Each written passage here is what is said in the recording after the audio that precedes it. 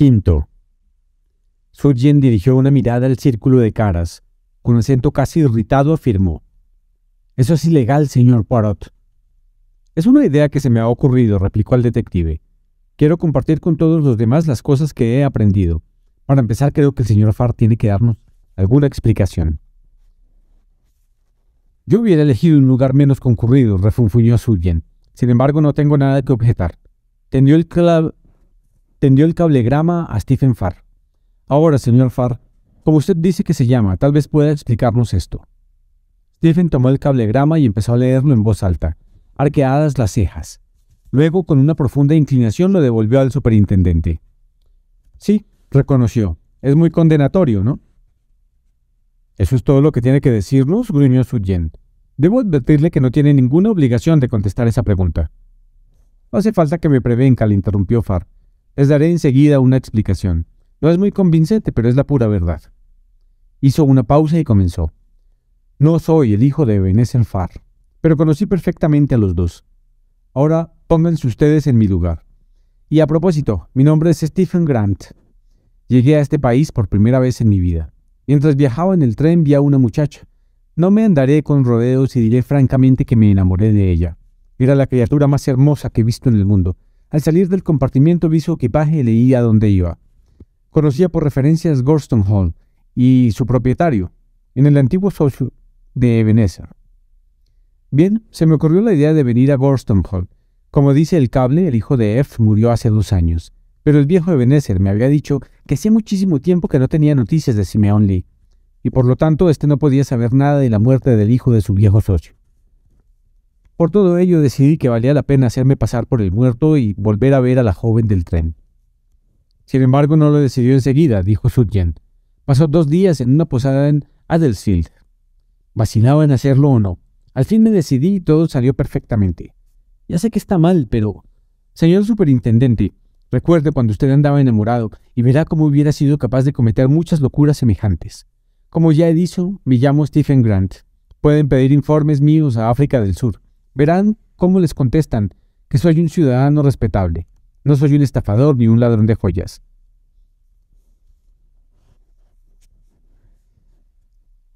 Nunca he creído que usted lo fuera, declaró Poirot. Sugien se acarició pensativamente la barbilla. Tendré que comprobar la verdad de esa historia, dijo. De todas formas, ¿por qué después del crimen no nos dijo usted la verdad en lugar de contarnos todo ese montón de mentiras? Porque fui un idiota, declaró ingenuamente Stephen. Creí que podría seguir con la comedia. Pensé que me comprometería mucho declarar que me hallaba aquí bajo un nombre supuesto. Si no hubiera sido un idiota, había comprendido que ustedes cablegrafarían a África del Sur. Bien, señor Farr, dijo Grant. Bien, señor Farr, digo Grant, carraspeó Sugien.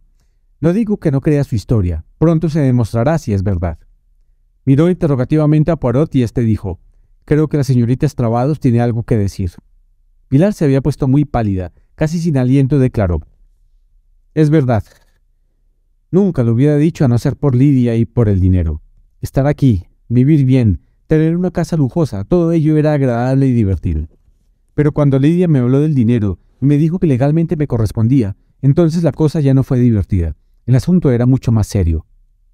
No te entiendo, chiquilla, dijo Alfred Lee. Pilar continuó. Usted cree que soy su sobrina, Pilar Stravados, ¿verdad? Pues no lo soy. Pilar murió en un bombardeo cuando viajaba conmigo en auto. La bomba estalló a muy poca distancia del coche y la mató en el acto. Yo no sufrí ningún rasguño.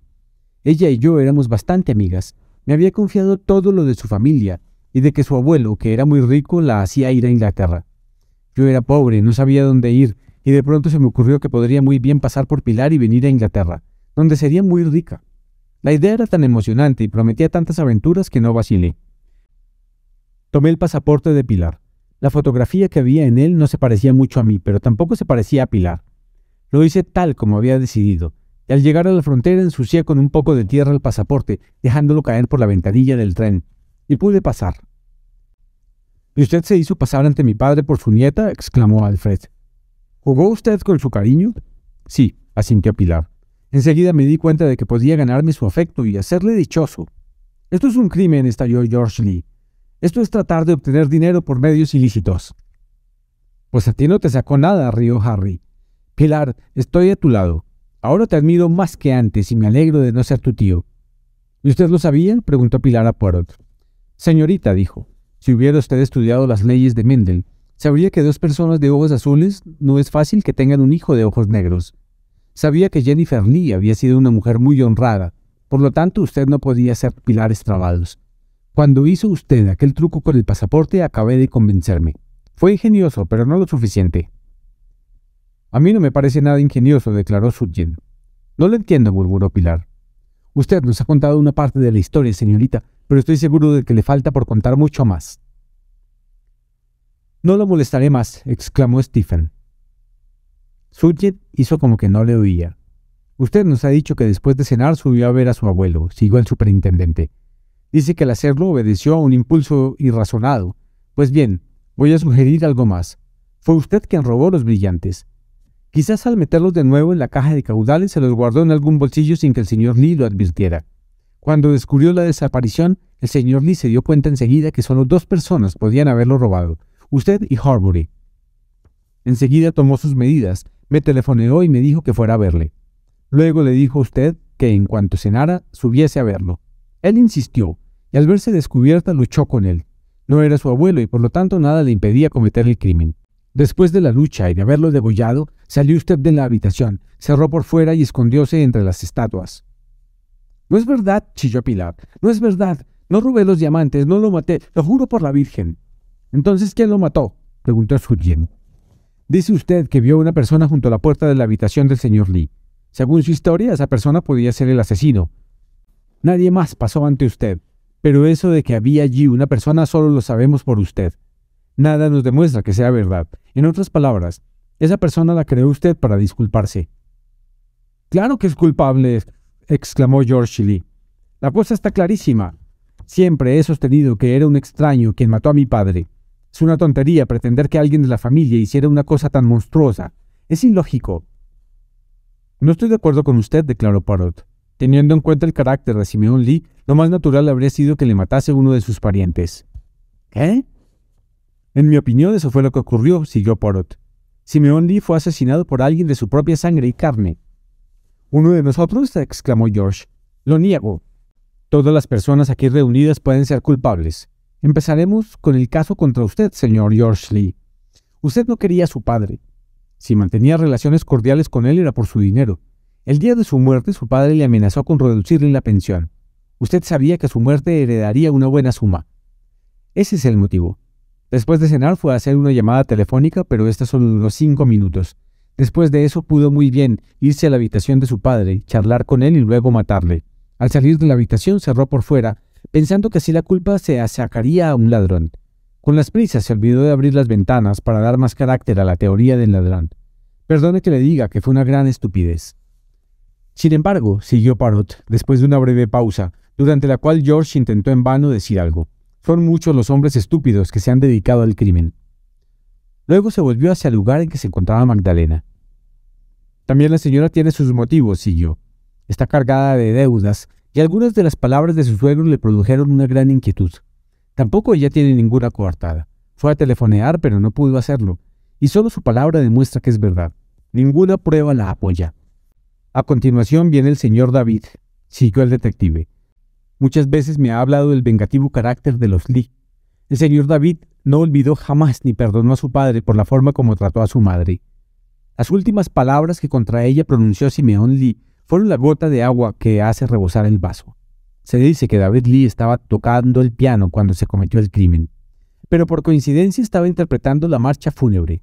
Pero supongamos que era otra la persona que interpretaba dicha marcha fúnebre, alguien que sabía lo que iba a hacer y que aprobaba su conducta. «Esta sugerencia es infame», declaró Hilda. Poirot se volvió hacia ella. «Presentaré otra, señora. Fue usted quien cometió el crimen. Fue usted quien subió a ejecutar la sentencia de muerte de un hombre a quien usted consideraba indigno de todo perdón. Usted, señora, es una de esas personas que pueden ser terribles cuando se irritan». «Yo no lo maté», declaró serenamente Hilda. «El señor Poirot tiene razón», intervino Sutjen. «Todos, menos el señor Alfred Lee y su hermano Harry, pueden ser culpables». «Ni siquiera esos dos pueden quedar libres de sospecha», declaró Poirot. «Por Dios, señor Poirot», exclamó Sutjen. ¿Y cuál es la acusación contra mí?, preguntó Lidia. Su motivo, señora, lo callaré. Es evidente. En cuanto a lo demás, la noche del crimen usted llevaba un traje muy llamativo con una capa de la misma tela. Le recuerdo a usted que Tressilian es muy corto de vista. A cierta distancia confunde los objetos. También debe recordar que el salón es grande, alumbrado indirectamente, casi en penumbra. 2 minutos antes de que se oyeran los gritos, Tressilian entró a buscar las tazas vacías y creyó verla a usted junto a la ventana. «Me vio», afirmó Lidia. Es muy posible que Tressilian viera la capa de su traje colgada contra la cortina. Siguió sin interrupción el detective. «Yo estaba allí», repitió Lidia. «¿Cómo se atreve usted?», empezó Alfred. Harry le interrumpió. «Déjale seguir, Alfred. Ahora nos toca a nosotros. ¿Cómo puede sugerir, señor Poirot, que Alfred matara a su queridísimo padre, siendo así que él y yo estábamos discutiendo en el comedor?» Poirot le miró sonriente. «Eso es muy sencillo», declaró. «Una cortada cobra más fuerza cuando el que la corrobora lo hace contra su deseo. Usted y su hermano se llevan mal. Eso lo sabe todo el mundo. Usted les hiere en público. Él no dice nunca nada bueno de usted. Pero supongamos por un momento que todo ello es un plan magistralmente ideado. Supongamos que Alfred Lee está harto de sufrir las imposiciones de su padre. Supongamos que ustedes dos se han puesto en relación hace algún tiempo. El plan se perfila. Usted vuelve a casa. Alfred finge indignarse. Le demuestra ante todos celos y odio. Usted lo desprecia y llega la noche del crimen que los dos han planeado muy bien. Uno de ustedes permanece en el comedor hablando en voz alta, como si se estuviera peleando con su hermano. Y en tanto, el otro sube arriba y comete el crimen. Alfred se puso en pie de un salto.